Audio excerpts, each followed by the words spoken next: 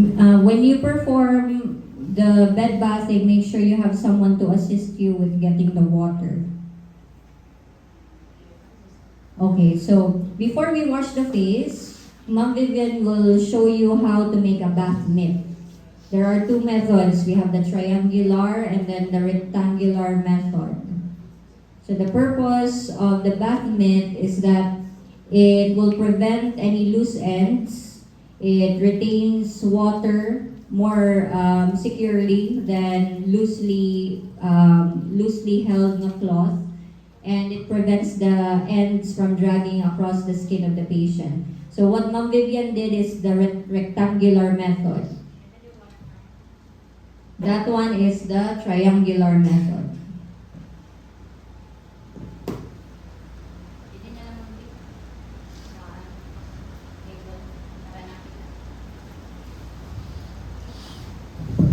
So place the towel in a babawan eh. Yan.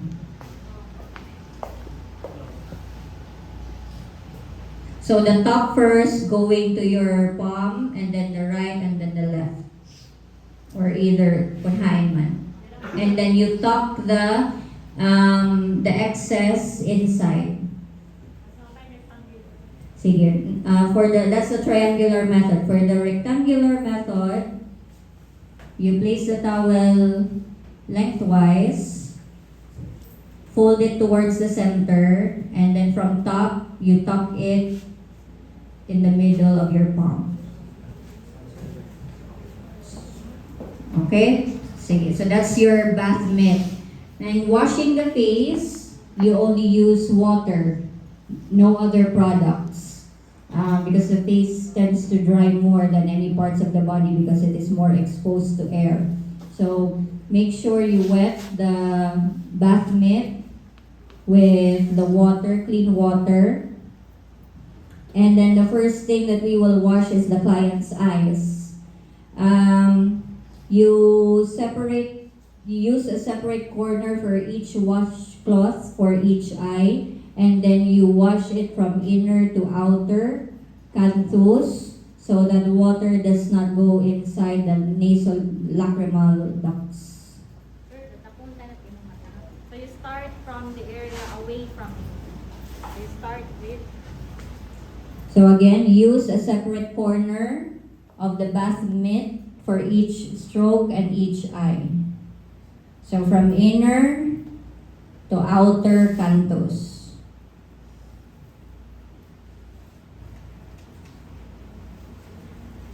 So you use water only for that step.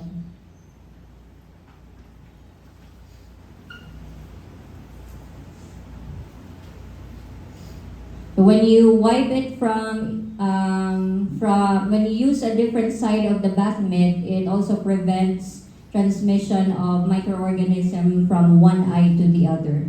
That's the reason why you have to use a separate part of the bath mitt for each stroke. So when you're done, you wash it again and then do the same. If there are mga kinahanglan nimo tanggalon din dahil mata, then you will have to do it more than a few number of times until the eyes are cleaned. Well, his eyes are clean. We will move to the next. You next, elevate and support the client's wrist. Ay nakita. Sorry. Ask whether the client wants soap on the face. So as I've said, soap has a drying effect, which the soap is, and the face is more exposed to air than the rest of the body, so it tends to dry more. So you ask the patient if he wants to apply soap on the face or water lang. But for the eyes, dapat water good lang.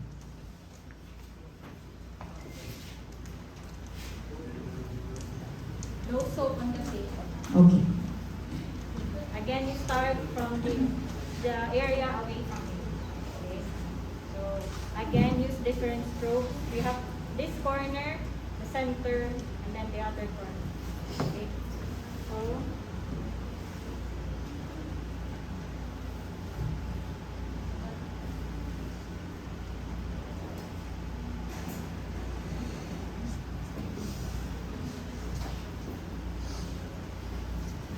So in your PRS, it says you wash, you rinse, you dry the client's face, the ears, and then the neck.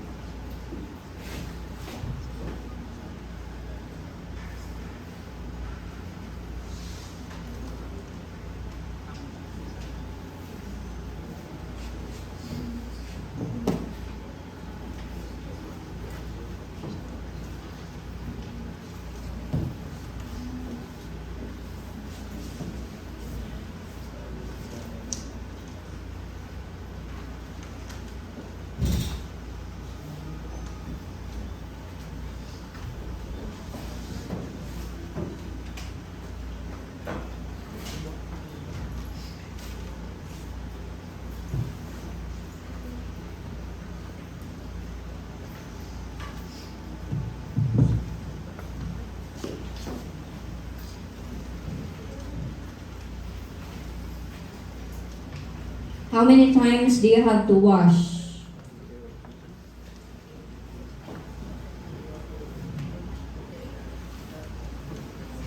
Pera ka times.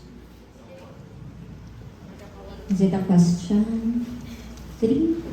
Question mark? 3 ko naman B. Dili man naka-specify ha. Until there is no more debris or clean lagi yan. Makikita man ito niyo dito yung wine, ito yung bathmate. Ito, mga uring-uring. Dito ba, nakaputong dito.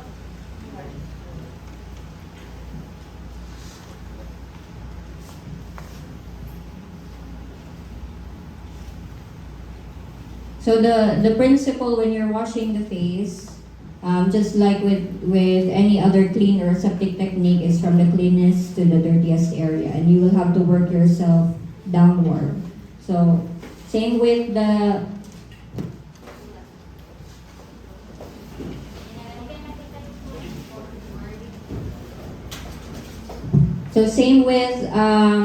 what we did earlier. We started with the hair, the hair. So we will work ourselves going downwards cephalocaudal. So after the face, we now will wash the arms and the hands. We will place a towel lengthwise under the arm away from the nurse. So you expose the arm that you're going to clean. You don't have to expose everything because again, we promote the privacy of the client. So we will only expose the left arm of the patient. So place the towel lengthwise under the arm that will be cleaned.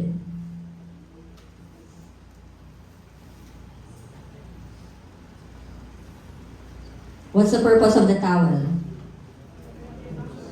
So it prevents the bed from getting wet. And that towel that you have placed under the patient's arm will be the same towel that will be used to dry later. So make sure that your water is clean.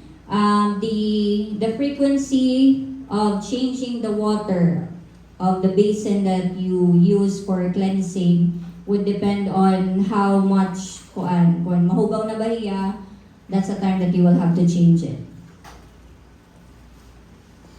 So make sure there is enough soap in the basin of water that you will be using so that you can place it in the bath mitt that you will use to clean your patient's arm. So may nakakaliquid soap, you can place the liquid, a body wash here in the basin.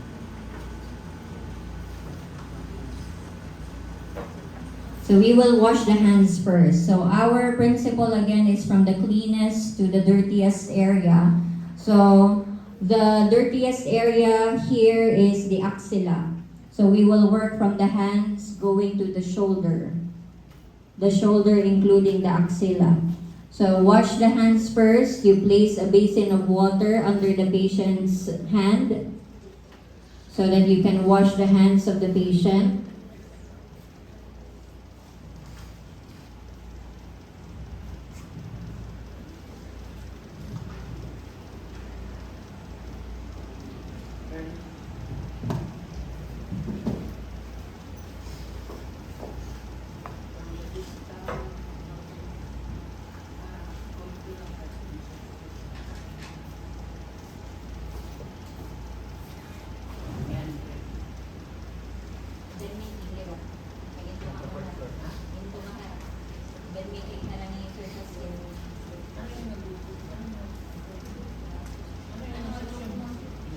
BNB.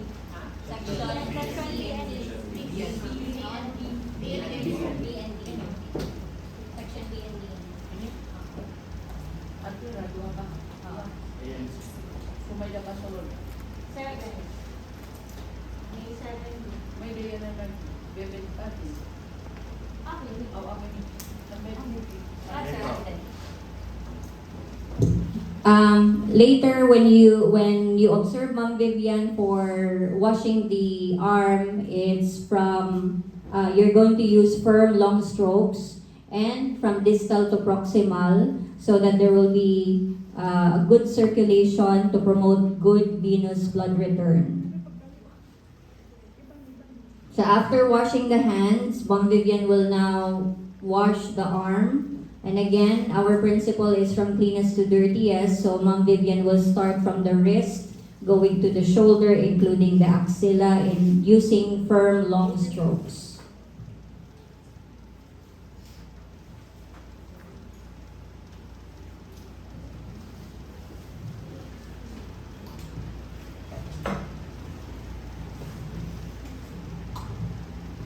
So every time you wash the bath mitt, make sure to make sure to fold it again to a rectangular or triangular bath mitt, and then when you wash the area, you use different side of the bath mitt for each stroke. So after after cleaning the area, you go back to where your basin of water is and then rinse it and then go back again. For us to be uniform in each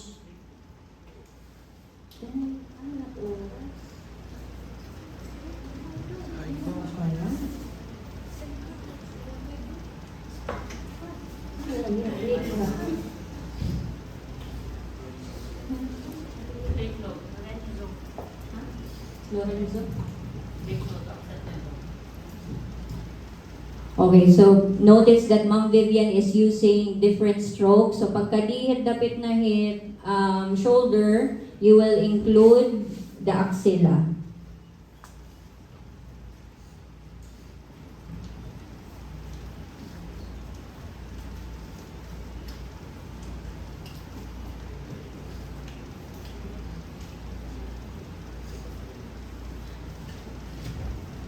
So after rinsing the bath mitt, you fold it again, whether it's rectangular or triangular, and then use long firm stroke from the wrist going to the shoulder, including the axilla, using different side of the bath mitt. So when you're done, you can remove the basin of water under the patient's hand. Actually, after nimo pag-rinse and mag-wash hand, you can remove it. And then you can proceed with the long firm strokes from the wrist to the shoulder. And then, if you're done cleaning, you cover the arm with the towel underneath to pat dry the arm. And then you will proceed with the right arm of the patient, the arm closest to the nurse.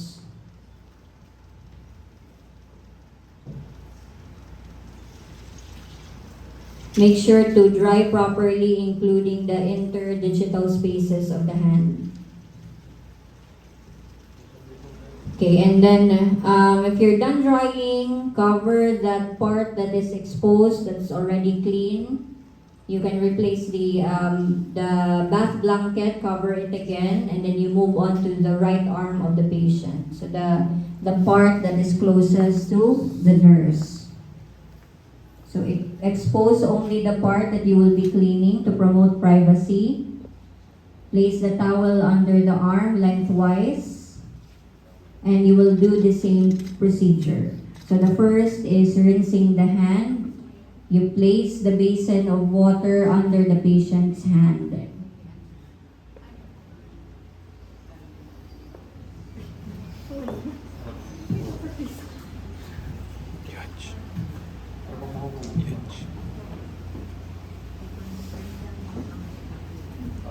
Huge.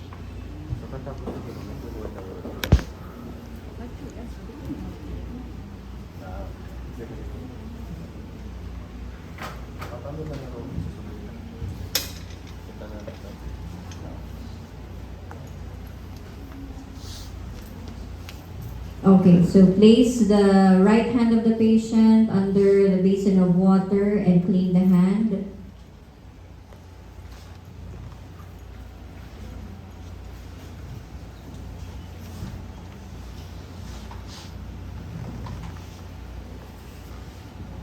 After rinsing the bath mitt, fold it again.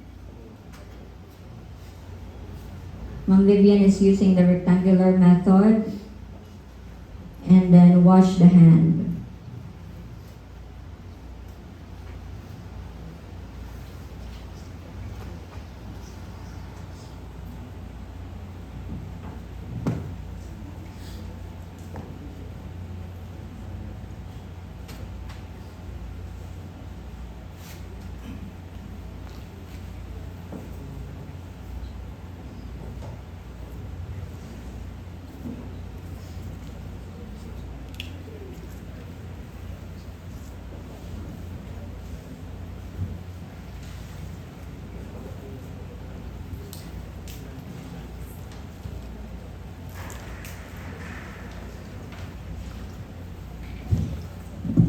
So you may repeat the procedure or the step a few times until the hand is clean.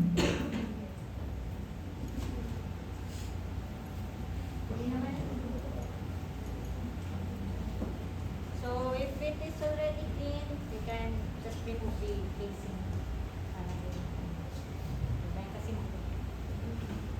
Okay, when the hand is done cleansing, you remove the basin of water. And now you will proceed with cleaning the arm from the wrist to the shoulder, including the axilla, using long firm strokes and using a different side of the bath mitt for each stroke. Rinse after and then repeat the procedure.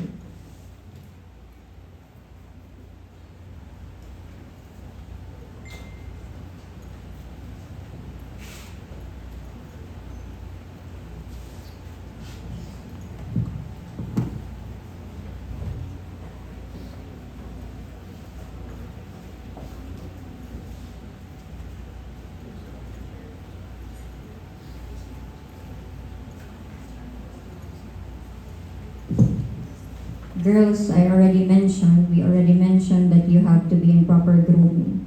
There are those who are not wearing hairnet, and there are those who are not using black accessories.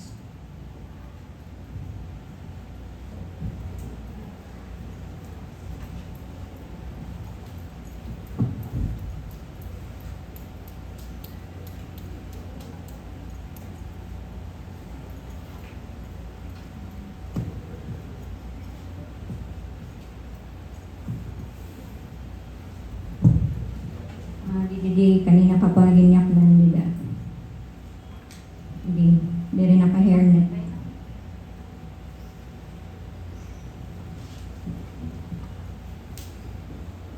You don't have to be reminded every RLE to remove your jewelries, to fix your hair.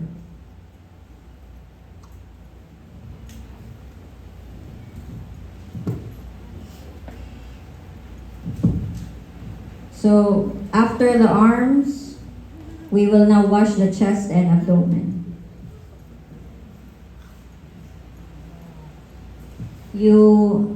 By the way, when you're done washing the arm, you can ask the patient if they want to apply a deodorant.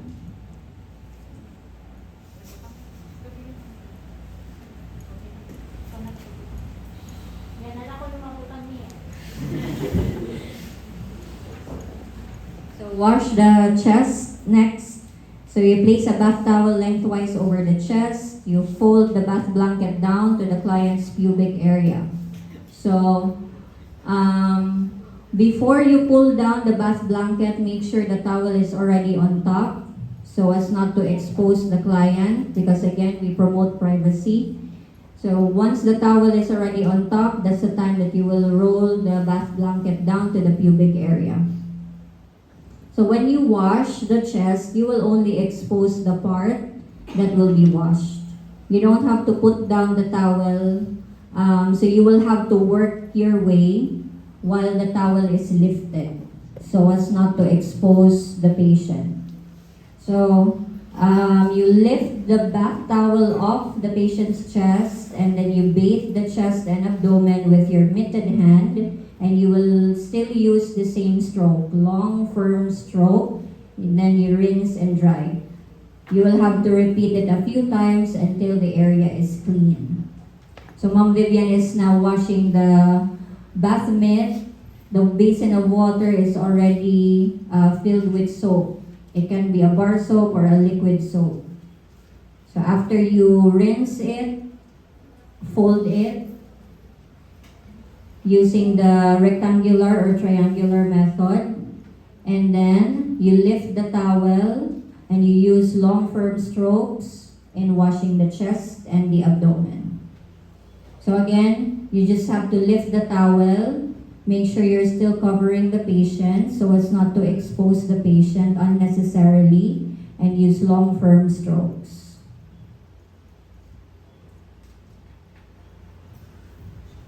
So each stroke, again, you will have to use a different side of the bath mitt.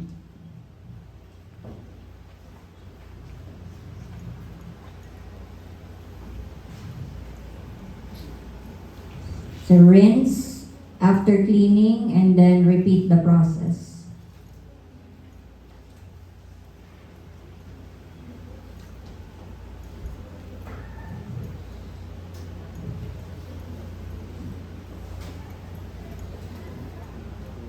So you work your way downward from the chest going to the abdomen with each stroke a different side of the bath mitt.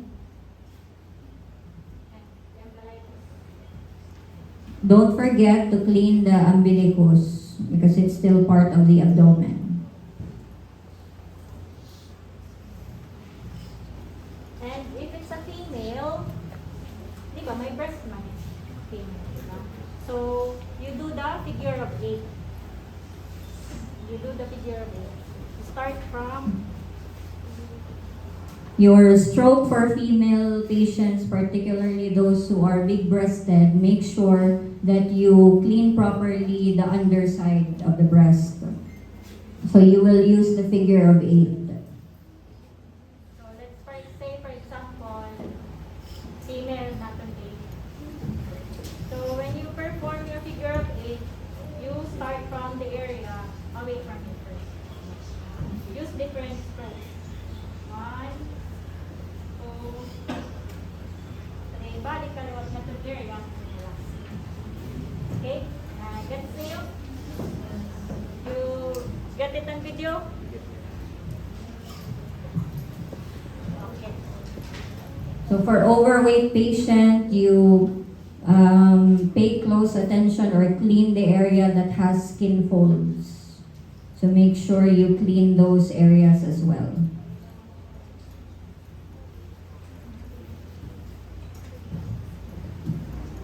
So Mom Vivian is done rinsing. She's now patting the area dry. You replace the bath blanket, and then we will proceed to wash the legs and the feet. You expose only first the leg that you will be washing. So it will be which leg, the right or the left? the left of the patient, the left leg. So the leg that is farthest from the nurse. So you place the towel under the leg that will be washed. And later on, that same towel will be used to dry the patient after washing. Make sure when you expose the leg, you do not include the perineum because again, we make sure that there is privacy. Later, we will go on with cleaning the perineum. But since you're just washing the leg and the foot of the patient, you only expose that part.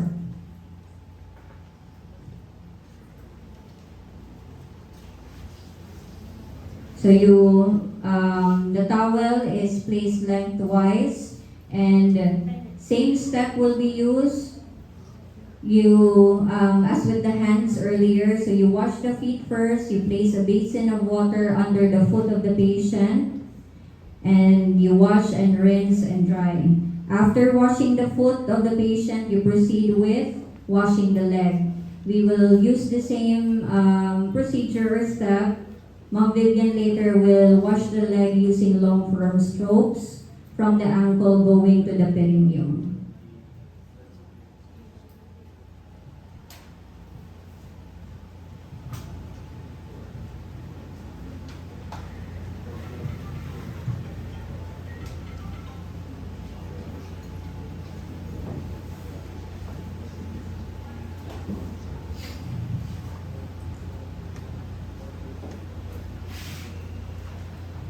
So you check the spaces between the toes if it needs thorough cleaning. And when you're done, you can remove the basin of water and start with cleaning the leg going to the thigh.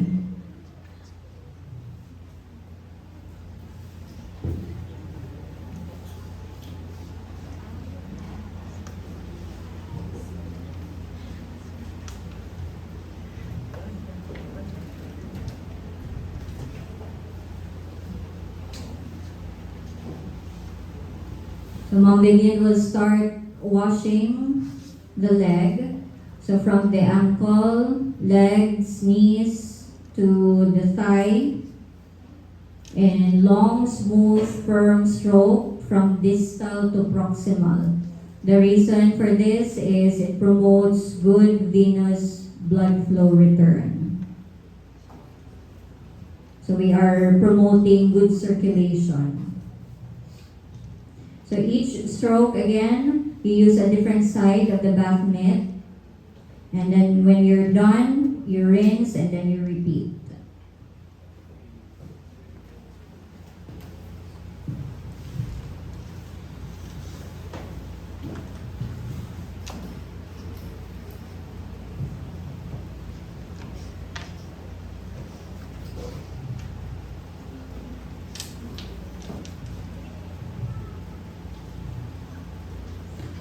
On this part, you can ask the patient if they can bend their knee so that you can clean the area under the leg and the thigh.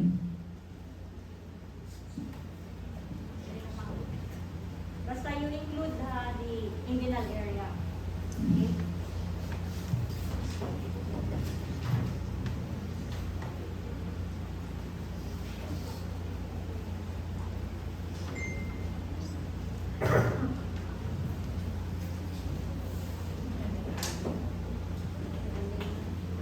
Fourth stroke.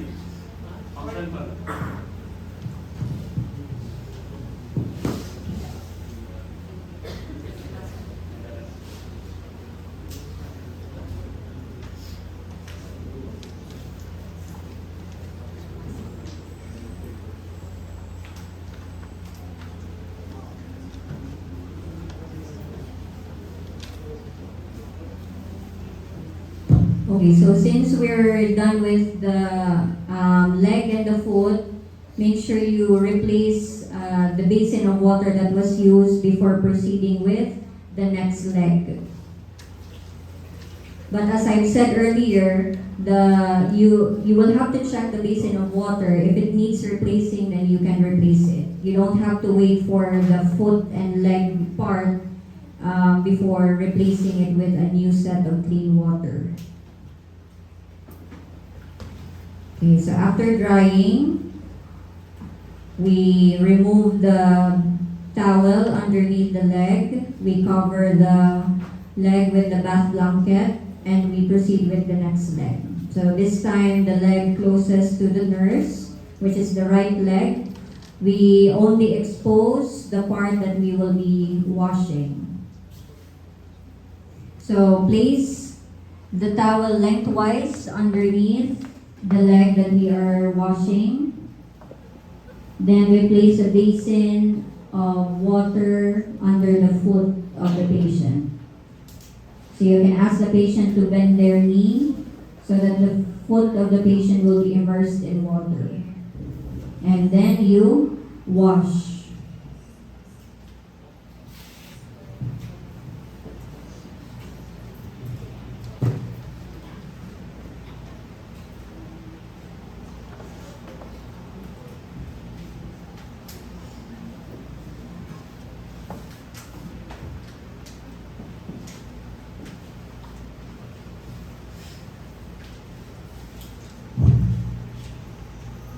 So rinse the bath mitt and then you clean the toes of the patient. Pay particular attention in between the toes.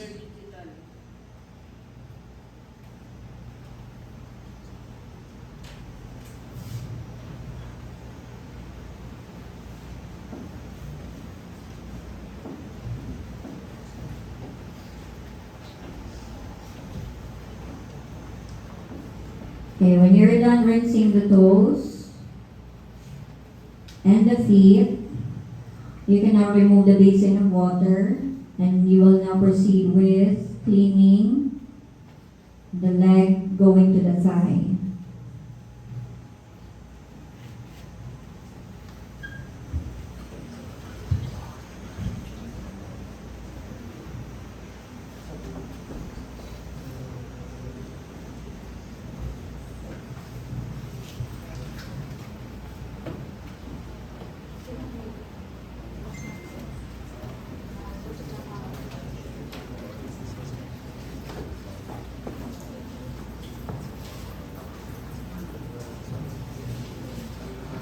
So Ma'am Vivian will now clean the leg going to the knees and the thigh. So you use a different side of the bath mitt for each stroke.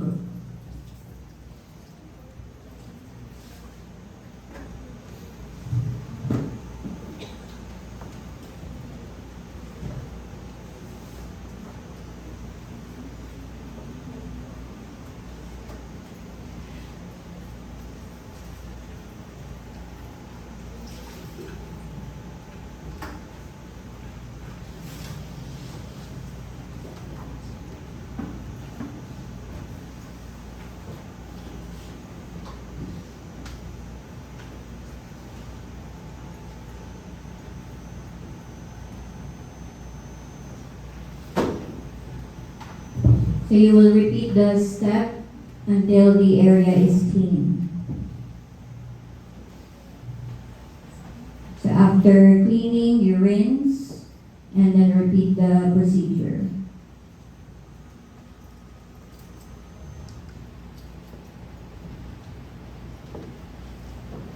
So long firm strokes, proximal to distal to promote good venous blood flow return.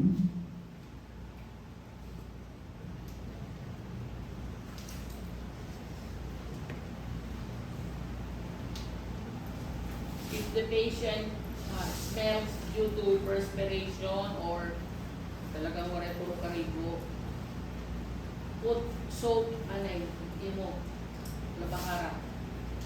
Soap anay, tapos usa ka pa mag-rinse.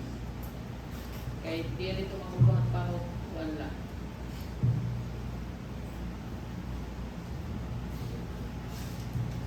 Okay, so Ma'am Vivian is now done washing the right leg and foot of the patient. So she's now drying.